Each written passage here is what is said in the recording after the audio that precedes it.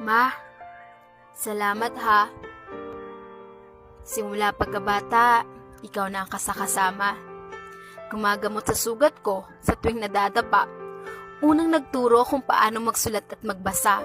Minsan nga, napapalo mo pa. Ikaw rin ang unang nagturo sa akin kung paano maging mabuti sa kapwa. Mama, alam kong pagod ka na. Alam ko rin na minsan umiiyak ka dahil sa problema. Pero di mo lang ipinapakita. Alam ko rin na may nararamdaman ka na dahil sa maghapong paggawa at walang pahinga. Ingatan mo naman sarili mo, Mama. Di kasi namin kaya pag may nangyari sa iyong masama.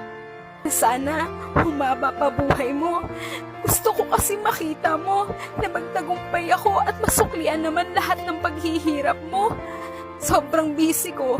Di ko napapansin na mas kailangan mo ng oras ko. Pasensya ka na, Mama.